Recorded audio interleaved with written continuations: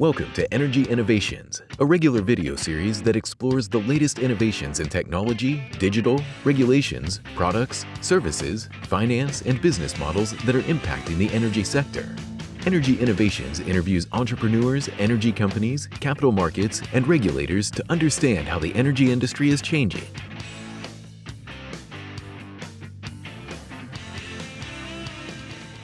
Welcome back to Energy Innovations. My name is Geoffrey Cann, and on today's episode, we're going to do a deep dive into an emerging innovation in energy, which is called carbon capture and sequestration. You've probably seen it in the media, and you're wondering what it is and what it's about. And as it turns out, some of the leading innovations in energy today are exploring how to capture carbon from our existing emission sources, lock it away so that it does not pose a hazard to the environment, and in so doing, allow us to continue to use the existing infrastructure which provides energy to the world. And to explore this topic, I'm joined today by Patrick Elliott, who is the co-founder of a new company in Alberta called Carbon Alpha.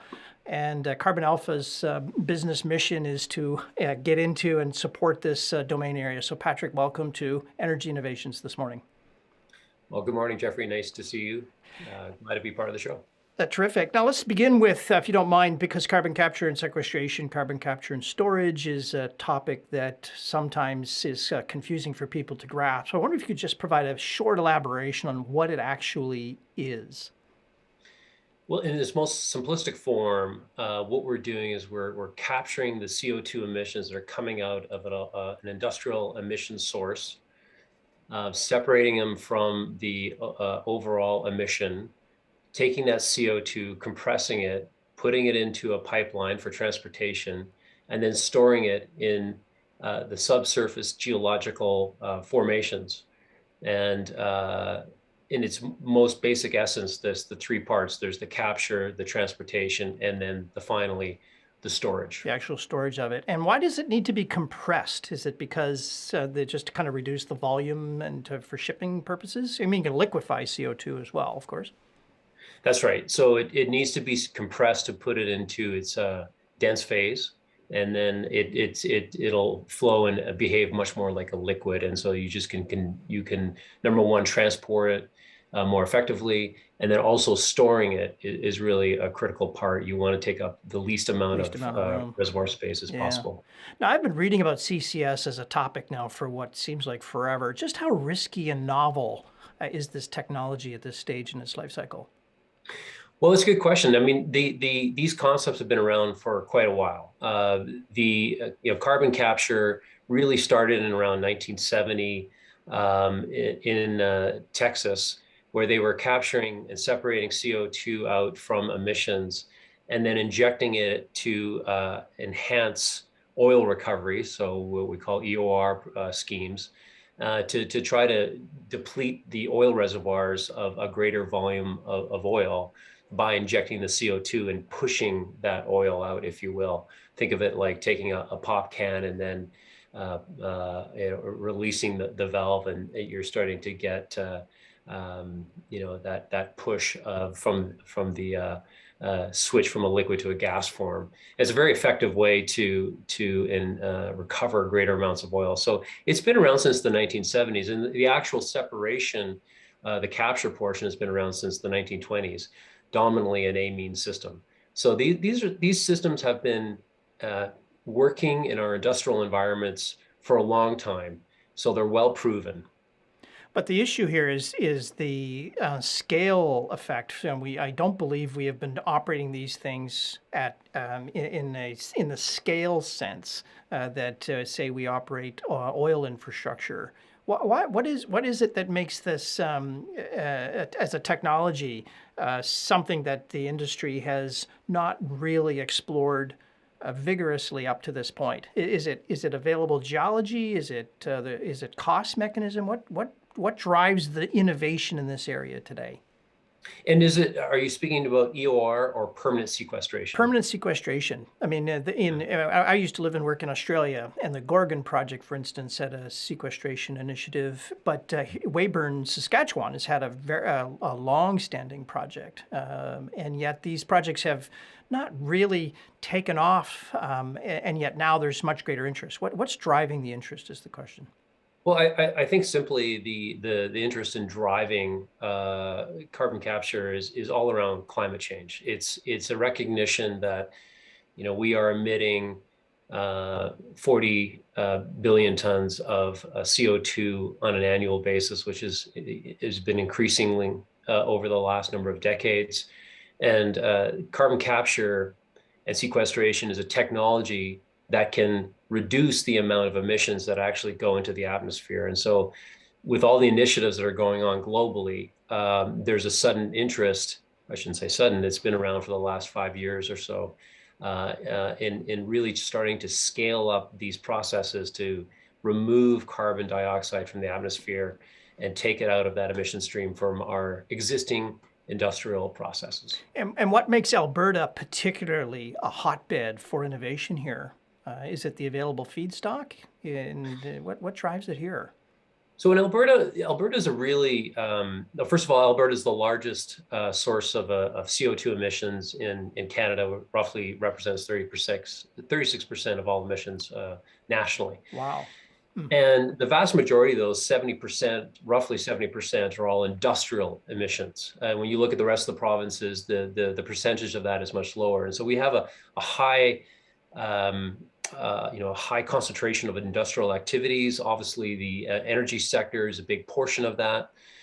And so Alberta has the largest footprint, but it also has the greatest opportunity. In Alberta and Saskatchewan and portions of British Columbia, we have underneath it the Western Canadian Sedimentary Basin, which not only has been a fantastic source of hydrocarbons and energy for our country, a great generator of wealth. Mm-hmm. But when we look at that same basin that we withdraw hydrocarbons from, it also is a fantastic opportunity to capture and then inject the CO2 back into the ground. We have vast resources to accommodate all of those industrial emissions. In addition to that, Alberta has a clearly well-defined regulatory pathway for carbon capture, sequestration, oil field practices.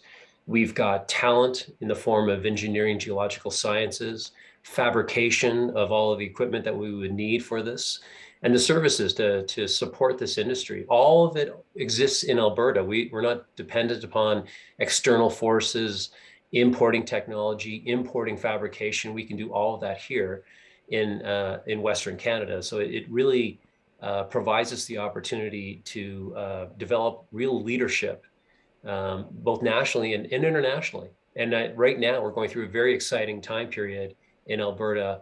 And I would argue we're at the very start of the blossoming CCS industry. Yeah, and I think the key thing for those who are not familiar with it, this whole, because you've emphasized it now, this industrial source of CO2.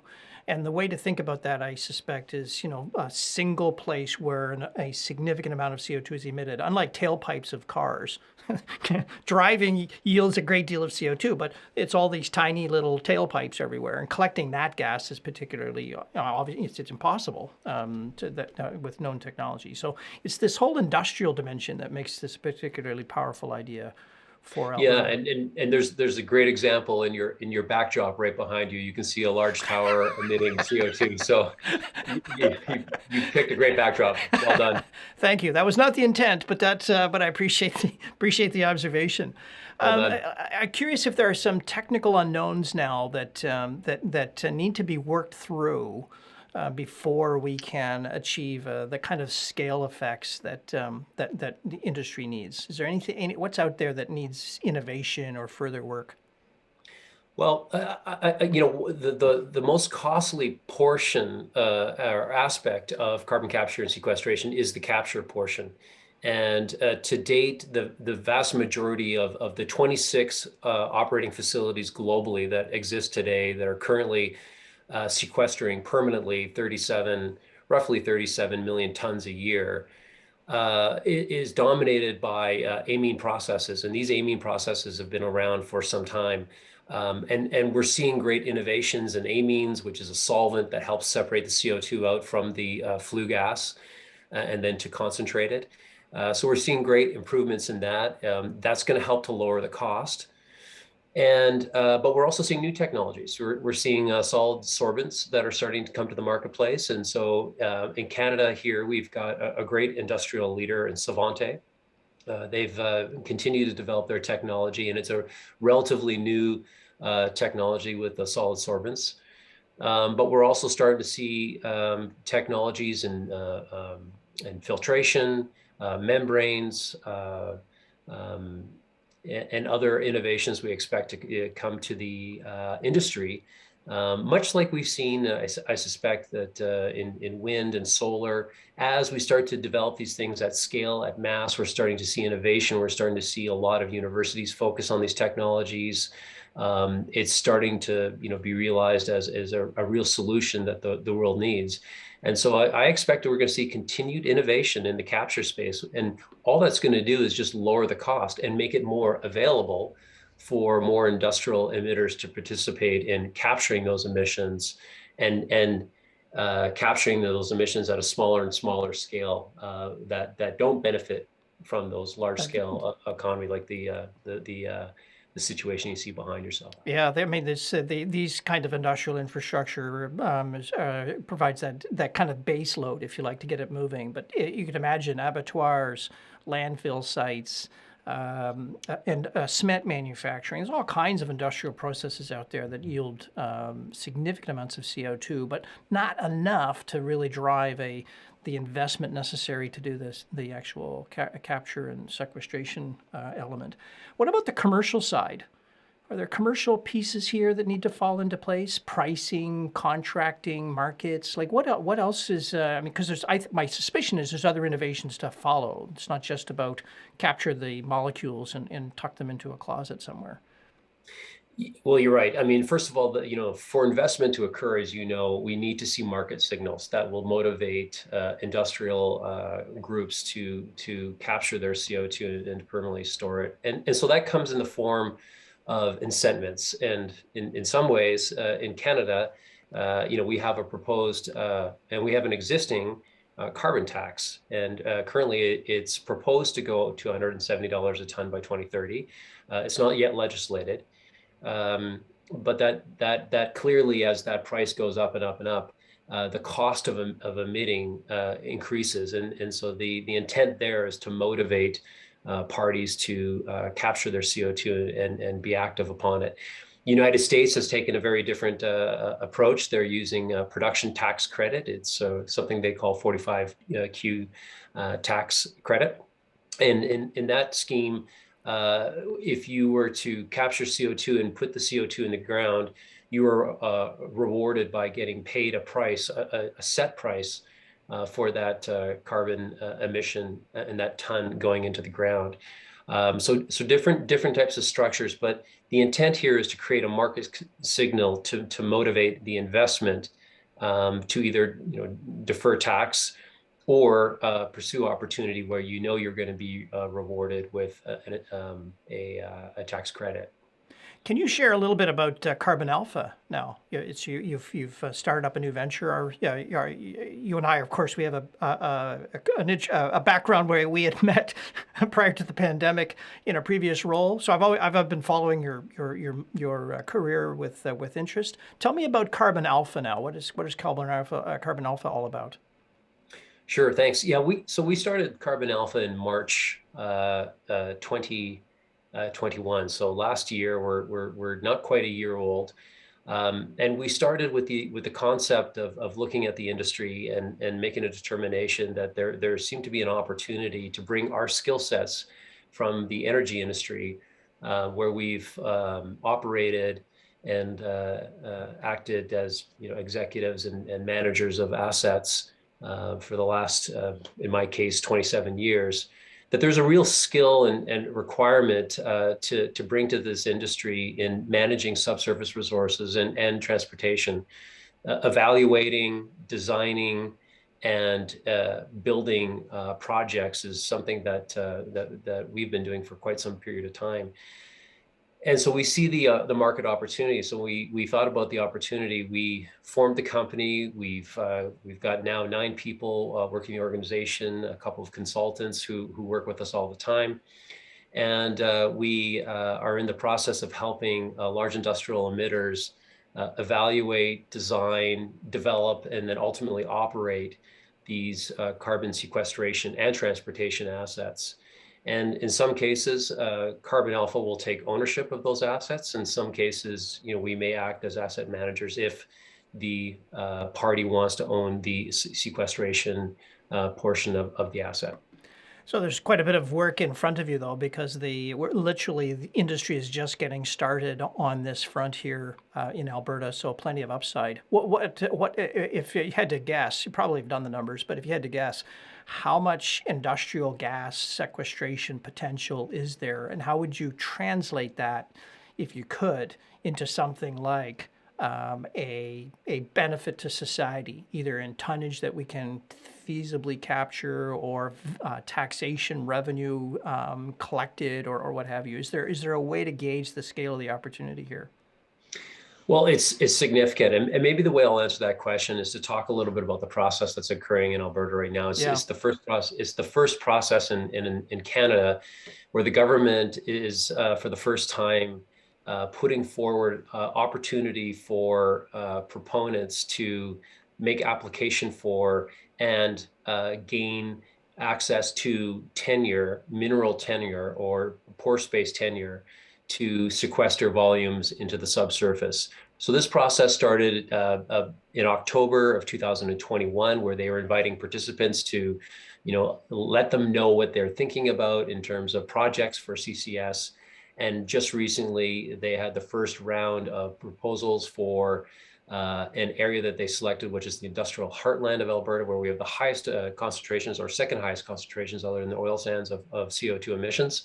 And so they're inviting parties to make application, and the government will take in those applications. They will judge those applications based on technical competence, reservoir evaluation, and so forth.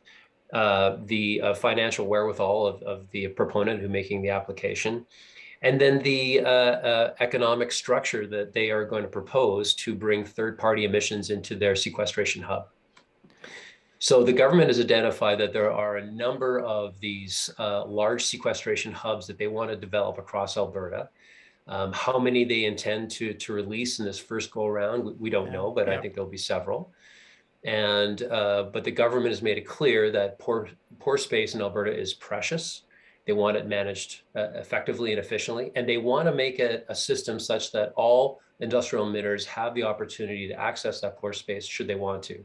So when they grant a proponent a sequestration hub, you have to create mechanisms so that you can allow those third-party emissions to come into your system and be sequestered. Yeah, it sounds a bit like a pipeline structure, if I kind of catch that, because pipelines in Canada are contracted, typically third-party asset, and space is apportioned commercially. So sounds like a similar model.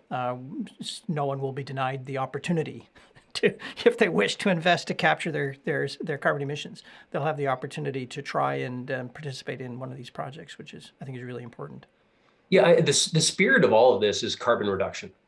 And so we can get very caught up in, the competitive situations, as happens in the oil and gas space. But here, the spirit is really the public good of removing CO2 from the atmosphere that otherwise would have been emitted through industrial emissions, and making sure that the space that we have to put that away is going to be allocated and effectively managed, much just like a hydrocarbon resource. The government has all kinds of regulations that you're dealing with the assets of the people of Alberta, and you have to manage them effectively. But this is an exciting time, and we've seen a number of announcements from a lot of industrial emitters. It's uncharacteristic of a lot of these industrial groups to speak openly and publicly about their plans, especially going into a competitive process like we are. Mm-hmm. Yeah, very exciting.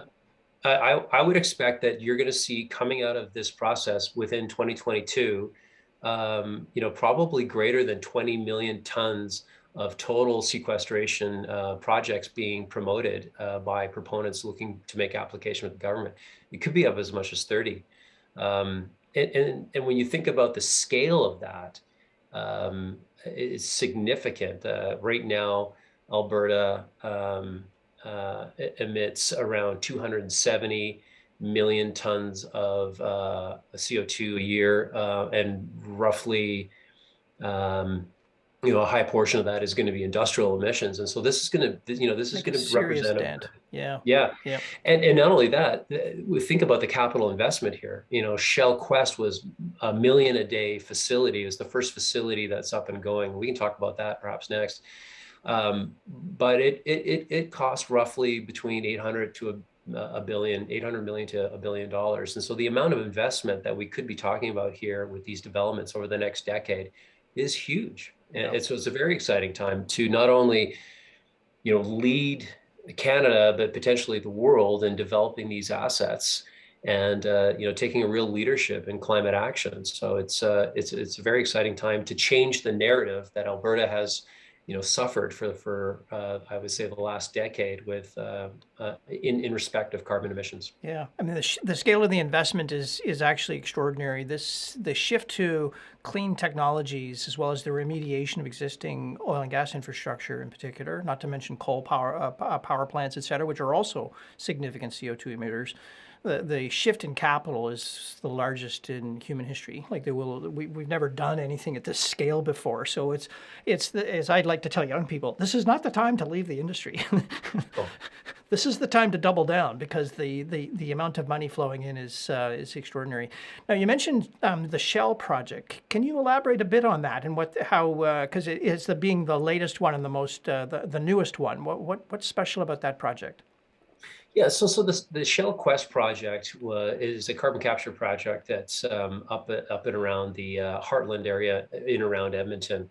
It captures about 1.1 million tons of emissions a year from the Scotford upgrader, the Shell Scotford upgrader, as part of the hydrogen generation that they created at that facility.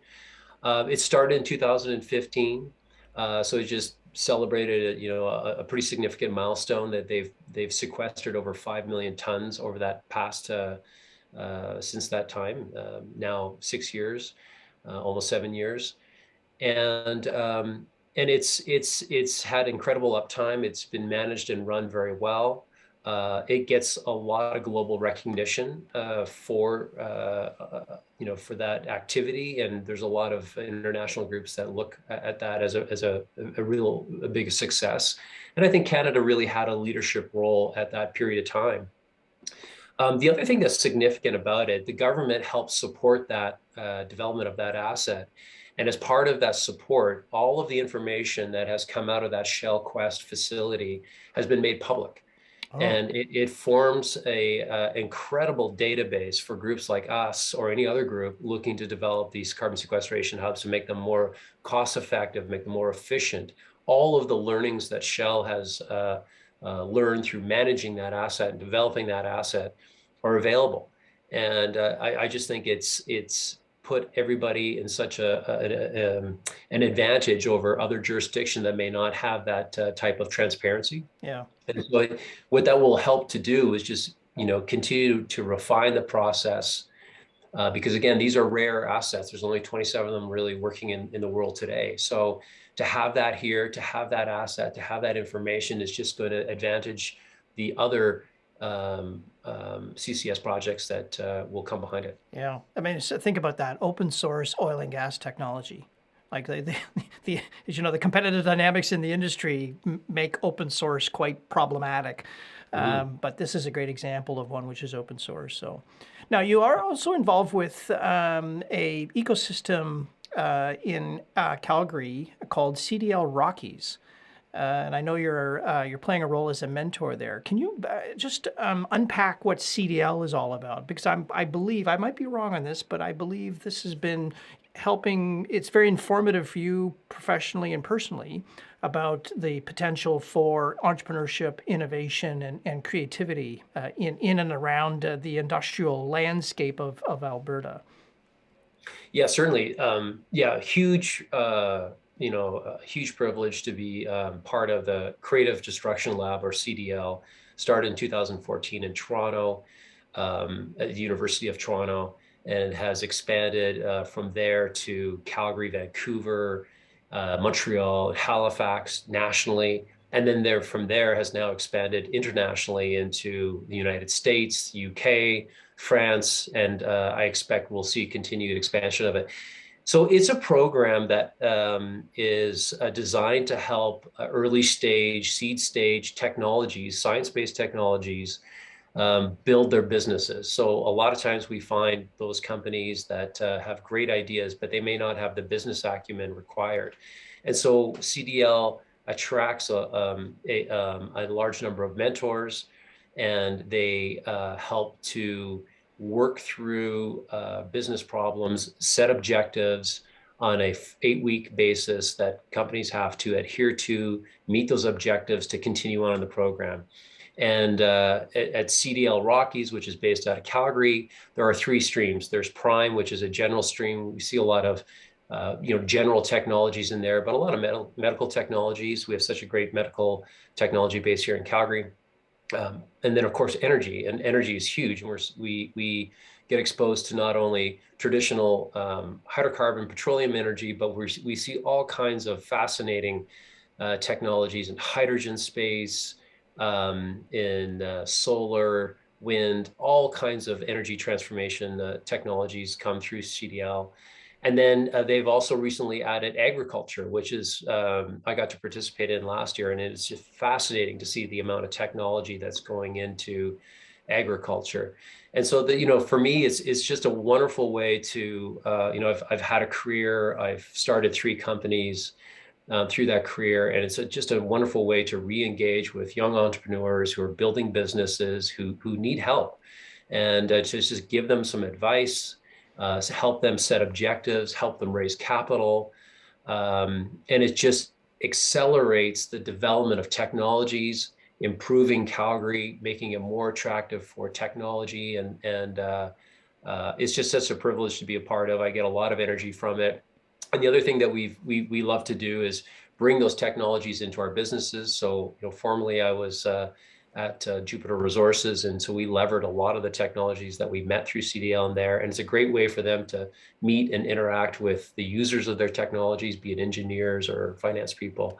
So it just gets the flywheel spinning, and super proud of it. Yeah, it's a terrific initiative. I personally have had the privilege to attend a couple of CDL meetings, and it's if you're an entrepreneur out there and you want to access the leadership skills that might be accessible, the mentoring, the financing, technical know-how, the place to do field trial. This is a great place that brings all of these interest areas and capabilities into one spot to enable entrepreneurship. So it's a terrific venture. Patrick, if people want to learn more about carbon capture and storage, carbon capture and sequestration, Carbon Alpha, how might they track you down? Yeah, certainly. Thanks. Well, everybody can find us at carbonalpha.com. We have a website there. That's something we're probably going to need to update in the coming period of time as our business model continues to evolve. But feel free to get a hold of us there. You can find us on LinkedIn as well, Instagram. So those are the places where you can catch us. There's lots of information about carbon capture. Generally, I would direct people towards the Carbon Capture Institute. Oh. It's a great knowledge base for people to first start, and so I'd recommend that. Yeah. Well, watch this space. There's lots going on. Thank you again, Patrick, for coming on Energy Innovations. Well, thank you for having me, Geoffrey. Really look forward to it, and we'll hopefully cross paths again. Oh, I can almost count on that. Okay. So that brings it to a close. This edition of Energy Innovations. Join me again in the very near future for another episode on innovation in the energy sector. Bye for now.